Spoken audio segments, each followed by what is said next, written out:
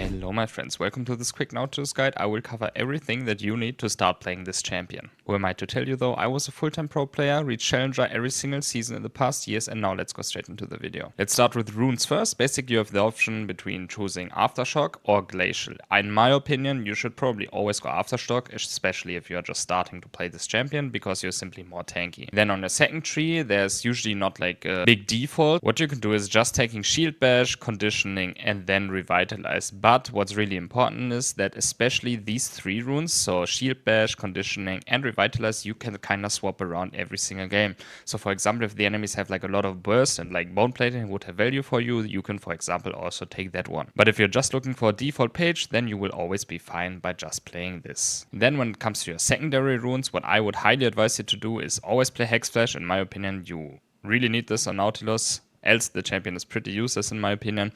And then you should go Cosmic Insight, which will reduce your summoner spells cooldowns. Here I'm just showing it to you, the Glacial page, okay?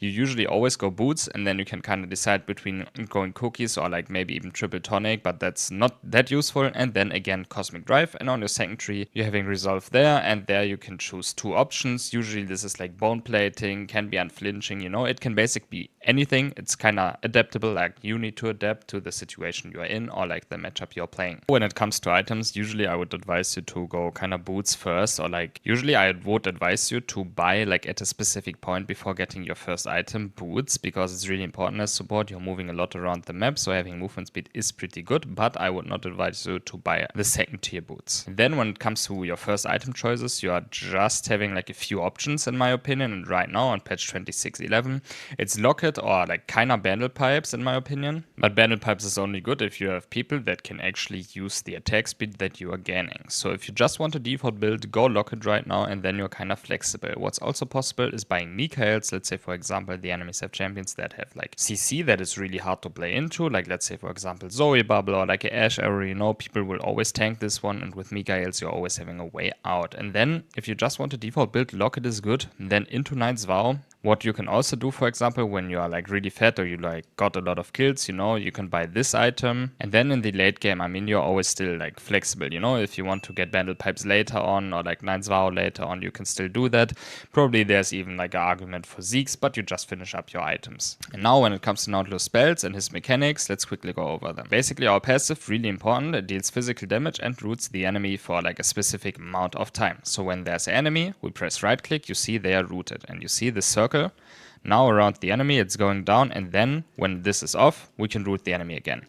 This is only for like one target, so basically let's say we would play a team fight, then we can root one guy, we can root the next guy, and then we can root another guy, you know. Now our passive is basically on cooldown, really important mechanic. Okay, now quickly go over Nautilus hook. I mean, it's just a hook that you can use and will basically drag the enemy and also stun him kinda in the air briefly. And you really need to play a lot with his range. Like the range is like not bugged, but you know, sometimes the Nautilus hook goes further than the actual range, and you can play a lot with this around. Like just try it into practice duel is really important. Another mechanic with Nautilus hook is that whenever you're hooking a wall, for example, like this, you can buffer spells. So let's say the enemy would like throw a stun on you or something, you know, then you can basically buffer it by using your Q into the wall. And the upside of that is that your cooldown is also getting refunded, so it only has the half cooldown. You see it here, usually it's 11 seconds. Now if I hook the wall, it goes down to 6. Okay, then Nautilus W, basically you are just getting a shield, which is also auto tech reset. We will come to that, really important. And then when the shield is up, you deal 30 magic damage over 2 seconds to his targets and all surrounding the enemies. So now, most important mechanic when we are playing Nautilus, we usually never want to W and then start auto-attacking.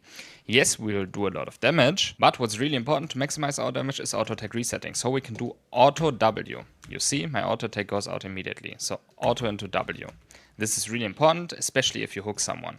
So if then we're talking about combinations already a bit, we have Q, we auto-attack once and then W cancel, you know? This is how you get maximum damage. Nautilus E, basically just this one that slows the enemies, especially if enemies are running away, you can like hit them multiple times. It's really, really good. And then Nautilus ulti, probably the most broken spell in the game, it's knocking up enemy. What's really important to mention though is when you're Nautilus ulting that the people in front of the Nautilus ultimate are also getting knocked up. So let's say, I don't know, you're playing a fight like this and people are somehow like kind of close to each other, you know, like this. Now I would not advise you, even though you would want to kill the first target maybe, to ult like this. What I would rather like you to do is ult the target behind like this, And now you see, you will knock up all 3 of these players, and then you can easily play the fight while having 3 people knocked up. When it comes to your summoner spells, you always go flash and your secondary is kinda adaptable. Usually people always go heal. Your secondary people you will usually go heal, but there are for sure also games where you should go ignite or you should go exhaust. If you found this helpful, feel free to leave me a follow and check out the comments section, write me something below, and if you have any sort of questions, okay, just feel free to ask. Check out my coaching Discord, and then I'm wishing you a nice day. Goodbye.